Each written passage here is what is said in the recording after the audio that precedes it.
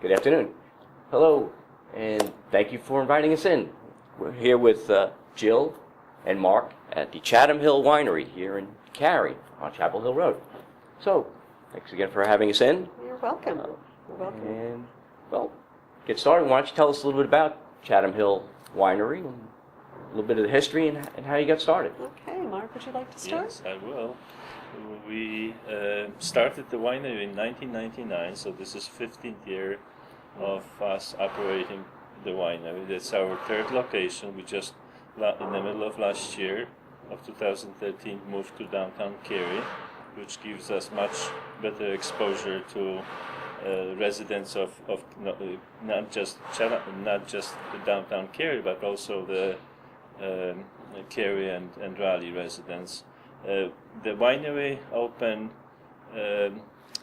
from the beginning as an urban winery, model that we embraced because of our involvement, myself and two partners that I started this winery with, involvement in the biotech industry here in the park, and the winery was our business to diversify us, to take us a little bit away from our day-to-day jobs.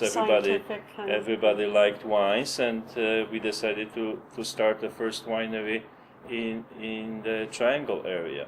The decision did not come overnight. The decision to try to see if it's possible came pretty fast, but the decision to really pursue it as a business took about 2 years. In first 2 years, I would go to different vineyards in Yadkin Valley in particular, part of North Carolina that was and is growing quality French and Italian varieties of grapes, and bringing those grapes here to one of our houses and making small batches of wine and testing, what can I do from grapes that grow in North Carolina, not knowing whether it's possible to make fine wines from these grapes. And in the second year, we all got confidence that it can become a successful product for us, make wine from North Carolina grapes. And Chatham Hill Winery was incorporated, and it took us a few years, 2 years, before we produced and sold our first 1,000 cases, but it was a pretty nice and steady growth in our early years, and we were encouraged that this could maintain and continue as a viable business. So, Mark and Jill, at what point would you say you felt you got over the hump, that this is a viable business, and I think we can do this, and the customers will support us? I think I'll pick that up a little bit, and then you could add to it, Mark. The business, as any other small business, evolved. And when we first actually opened up the winery, it was in the back of where Mark and his partners worked, in their scientific background, the building where they worked. And so they actually had a small space in the back of that building where they decided this is where the winery will be. And it's sort of that old saying, build it and they will come. At the back of an office building, people came. Really? And and we were the only one, the only dance in town. And the business started to grow. People kept coming. And that was strictly based on, tasting the wine, purchasing the wine, and then as time went on, we began to do lots of other things that sort of were around the wine, but some other things that we can talk about that sort of built onto the business. That we are here today, right? Yeah. It wasn't like this from the beginning. Like Jill said, it was selling directly to the customer, and then the distribution came aboard a little bit later, because you have to prove that your product is popular before distributors would be interested in taking your product, and then events and us as an event venue also came around a little bit later, when we upgraded our space and decided that this is also an interesting, important expansion of our business. And me, as somewhat of a wine lover and liker, I was very surprised to see that you're making, I guess, European varietals here in Cary, North Carolina. So that's somewhat unusual. I see the Merlots and the Cabernet Francs and the Viogniers. How did that come about? And as opposed to the more traditional, I guess, North Carolina wine. Since you mentioned traditional North Carolina wines, not too many people, or even North Carolina residents, know that North Carolina was the largest wine-producing state in the nation before Prohibition. So Prohibition, of course, reduced this all down, and in about late 60s, early 70s, there was a sudden increase of the activity in the wine industry. And then when we were coming around, most wineries that were opening at that time looked into and decided to produce non-muscadine wines rather than traditional muscadine wines. Muscadine grapes are native to Southeast, and people know them. They are usually sweeter wines and popular among residents here. We decided to make varietal wines, like those that you mentioned and others. So in our portfolio now, we have everything from Chardonnay, Viognier, to Merlot, Cabernet Sauvignon, Pinot Noir, and Pinot Grigio. And that's the dry wines, European style, in category that we sometimes term as fine wines. Okay. Then in addition, we have a line of products, a different brand, that covers wines that are a little bit sweeter, to appeal to population of North Carolina and elsewhere who like sweeter wines. And Sweet Carolina is our line of wines, which are grape wines infused with fruit. Kind of unique product, and popular by now, and product that also allowed us to maintain our business at the time that varietal wines, especially locally made varietal wines, were not that popular. Still, there is this stigma here of North Carolina being a sweet wine producer, and here we come with our Cabernet Sauvignon, and people doubt. So it takes a while, and took a while, to change people's mind. Now our customers and our residents are asking for North Carolina wines in restaurants and stores, and that helps a lot. It wasn't like this 10 years ago. We're now in the number 10, aren't we, in production? Number 10 in production. Nationally. And growing of grapes. So we are climbing up back, regaining the position. When Chatham Hill opened in 1999, we were number 14 in the state. Okay. There are 125 wineries today in North Carolina.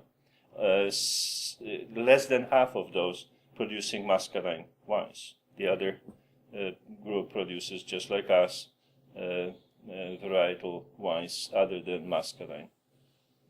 My knowledge of the wine business, I guess it goes back to my home area of Long Island, and whereas I guess other wineries are somewhat competitive, but it's also, I guess, a rising tide rises all the boats. As more people become familiar with North Carolina wines and more wineries, I would think that helps everyone. Yeah, I think the wine industry here in North Carolina, we're very close. It's hard to keep up with all the wineries that are coming on board, but I think there's a sort of a group of people that joined around the time that we did that we keep in pretty close contact with. And it is that whole notion that, if one of us does well, we all do well. And so we try to keep that in mind all the time. When people come here to Chatham Hill Winery, we don't just talk about Chatham Hill Winery and about how we make our wines. We start all of our winery tours off with the history of winemaking in North Carolina to sort of bring that point of the beginnings and where we are now, as well as talk about our brothers and sisters out there doing the same thing, and almost consider ourselves as, since we're right here in the Raleigh area, the capital of the state, sort of the the place where people can start coming from the airport. They're coming here from all over the world. The gateway. And yeah, the gateway Okay. to the other wineries throughout the state. So we're happy to talk about that. Which I guess it speaks a little bit to, I guess, your distribution strategy. So there's obviously a lot of moving parts here. So you're selling, I guess, to the big liquor stores or liquor distributors, selling direct over the internet. Tell me, We have selling here at the winery. Yeah.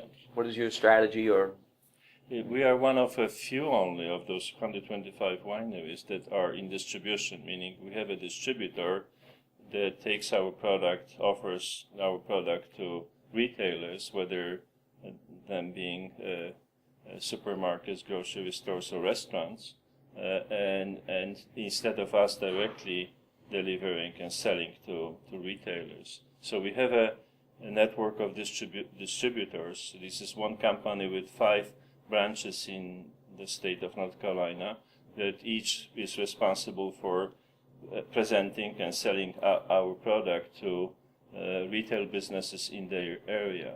One is here in Raleigh-Durham, one is in Charlotte, another in Asheville, and one in Winston-Salem, and one in Wilmington, covering the coastal area. And our strategy in terms of product is we try to kind of a little bit differentiate between our efforts going to distribution to what we call on-premise accounts, which are wine shops and restaurants, and to larger scale retailers like supermarkets, grocery stores. Most of our Sweet Carolina wines are sold to supermarkets and grocery stores, while we try to promote more our varietal wines to restaurants and wine shops, trying to be kind of not having the situation where the same wine you can find for a little bit less, sometimes a lot less, in a local grocery stores, while next door restaurant sells it on their wine list for more. That's not something that restaurant owners appreciate. So we try to kind of differentiate this, and it's been working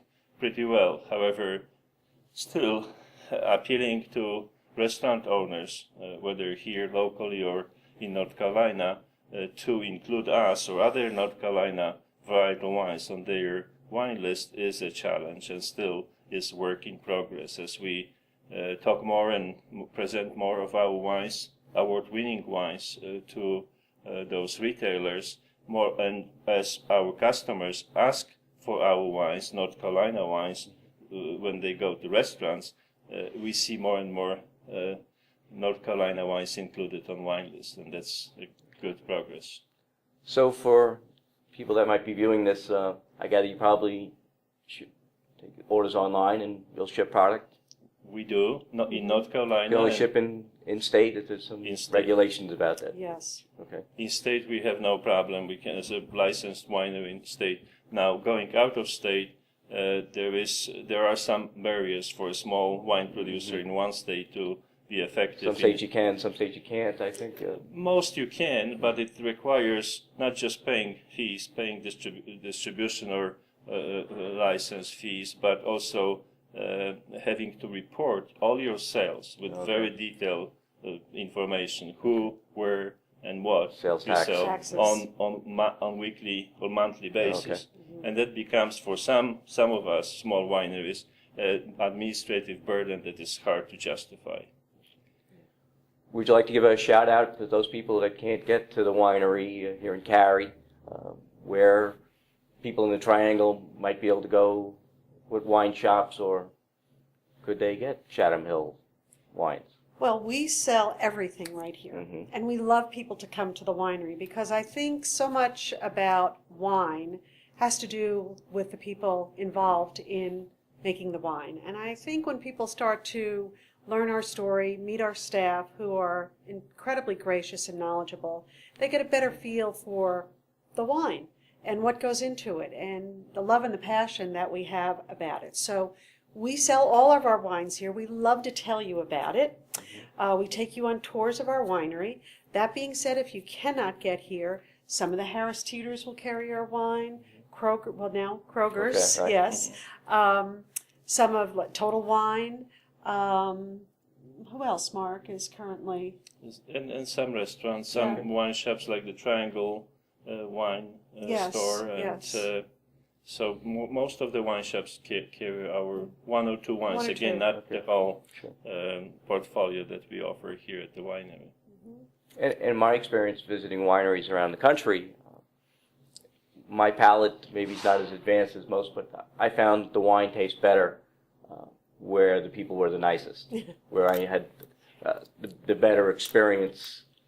And it's a fun thing to come tasting wine and with a knowledgeable server and a jovial server. Yes. It's a great way to spend an afternoon. Yes, yes it is. And if I may add something along this line about is talking or interacting with someone who knows the wine. We have a program here at Chatham Winery in which we offer restaurant owners or restaurant operators to bring their staff to our winery, or we would go to their location and make a presentation about North Carolina wines, and including our wines, and make them aware of what these wines are, instead of expecting or knowing or learning that what all they say about our wines is what they heard from others, and not always can be as positive as our wines deserve. In terms of running a business, and this, in talking with you a little bit, there's obviously a lot of moving pieces to your business. So you're a manufacturer, you're as a bottler, you're somewhat supervising agriculture as farmers, you're an event facility, you're a retail tasting and wine shop. So how do you balance all that? For a small business, it's a challenge.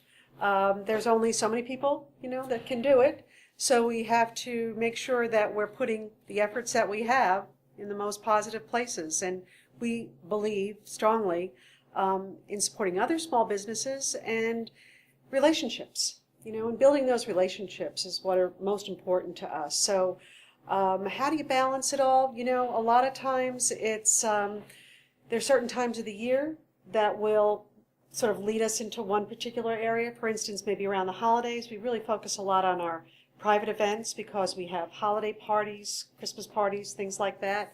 Other times of the year, perhaps when it's crush, when the grapes are coming in to be crushed, we encourage people to come here. It's harvest time. So it's another time of the year. So a lot of things of what we do are very seasonal. And it's interesting because, with agriculture, you're talking about it, we're very, very connected to the agricultural, which North Carolina has always been an agricultural state. And we're really proud of the fact that part of our story, is that we work with growers. Now, a lot of wineries they appear, since they're on the vineyard, that they grow their own grapes, they're responsible for it all, and some and many are, but many do not depend on their own grapes or grow their own grapes.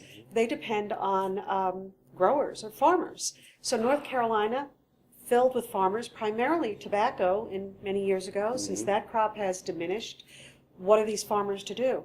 So the state has supported in previous years, when the budget allowed, bringing the word out to farmers about how to grow these European-style grapes or even the muscadine grapes. So we have growers that we work with. That's what they want to do. They're farmers. They have land. Their forefathers and mothers were farmers. So they do what they do best. We bring their grapes in and we make the best wine here at the winery from them. So it's a really nice collaboration, and again, all around relationships. My experience on Long Island was a lot of the wineries there. I guess Cornell University, I think, has a vigorous program, and they were involved with the growers. And wondering, is NC State taking on a similar role here? Yes, we have centers, NC State being one of them, that take on education in the field of enology, which is the wine science, and viticulture, with NC State still being the leader. They oversee basically all the advice that local government employees are farming, responsible for farming, or extension officers are giving to our growers. So this is done by the state, and some of the faculty there are focusing on doing science with grapes and with wine. In addition, we have a nice center, quite impressive in terms of the program at Appalachian State University. They have both enology program, but also they have a craft beer program there, so you can get a degree in beer making or wine making, depending on your choice. Another center that is more for helping farmers and small winery owners is at Surrey Community College, with very advanced program in terms of practical operation of the winery and vineyard. So it's been done a lot. It's not, we don't have anything yet to match Cornell or even Virginia Tech has an excellent program here on the East Coast, but we are slowly getting there. And we all know, us and other winery owners and operators, that science is critical in making our wines, our grapes better, adjusting what you grow here and how you grow it to the climate and soil in North Carolina, which is not the same as even when you go a little bit farther north in Virginia, similar but not the same as in California, is something that requires scientific knowledge and experimentation to master. As a scientist, I guess, in your background, and you're an electrochemist, has that helped you bring new technologies? I guess in winemaking, I guess there's a good bit of science, but probably some art to it. It's a combination of both. Yeah, it's skills. It's a craft. Again, craft that you have to be careful with applying something that you may have learned from textbooks or from programs in other grape growing areas than your own. Trying to apply exactly what other vineyards or wineries are doing somewhere else may not be always leading to a successful product here, successful wine. So being able to adjust, being able to experiment, being able to deduce the best of what you experienced in previous year and improve what you do next year is something that here comes handy. Scientific background, knowledge about scientific aspect, not just chemistry, but microbiology. There's plenty of microbiology and chemistry and biochemistry going on there in those tanks and barrels and even in bottles after you close them. That helps a lot. In terms of the direct transfer of my electrochemical skills and research, the only thing I'm proud of is that one of the detection platforms that we developed with the biotech company that I was part of has been used for detection of Pierce's disease in grapes, in vineyards on the West Coast. It's a method that in a matter of hours will give you an answer whether a vine, is infected with bacteria that causes Pierce's disease or it's not. It's a devastating disease here on the East Coast and in parts of California as well. So that's what I feel I contributed from the science side to the wine business, but nothing directly related to my making wine here. Okay. We help the mother nature here in making the best out of what the growers can grow, instead of trying to use our chemical or other skills to improve that.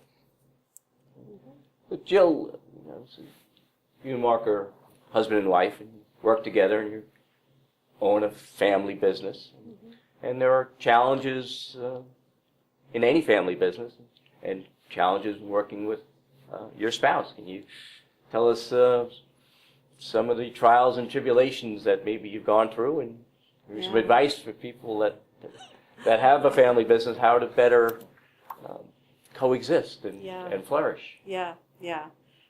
It's hard. It's a real challenge, and I think it takes a concerted effort, one in which you have to pull yourself away at some reasonable time in the evening. You know, as small business owners, we're here as long as it takes, Right. and doing it however until it's done, and doing it well. So it's vital. And I don't say we do it all the time, but we know that we should, that we take some time to not be, you know, at the winery or not bring the winery home with us. And, you know, it's having to calendar it 1 weekend a month and holding it sacred. It's hard to do. It really is. But it is a challenge. But it also has its rewards. You know, when you love somebody, you like to be close to them and share your ideas. So that's one of the things that we like to do. And we see this growth of something that we're doing as a result of what we're both doing, and not being in industry or out there behind a desk doing it for somebody else and not really being able to truly express ourselves. So together we're able to do that. And if I may add, what it takes for a family, for husband and wife to be successful, and by successful I mean to continue running a business together, right, is basically a very strong relationship between the two people personally, right? It is something that you have and develop and strongly hold and cherish, that helps you to cope with some of the issues that are controversial here, that we may disagree with something. It's because of who we are as person and to people. It helps us to come to conclusions and avoid, you know, controversies that in many businesses, as you read, you know, statistics would result in divorces and people giving up. And we've been doing this for now. This is our 8th year together, and here we are. Well, that's fabulous. Well, it's wonderful that your love together can help to develop this, obviously a labor of love here at Chatham Hill Winery. And we wish you much continued success in all your endeavors. And thank you for spending some time with us. Thank you, very Don, much. for coming. We appreciate it. Thank you. Thank you. And thank you.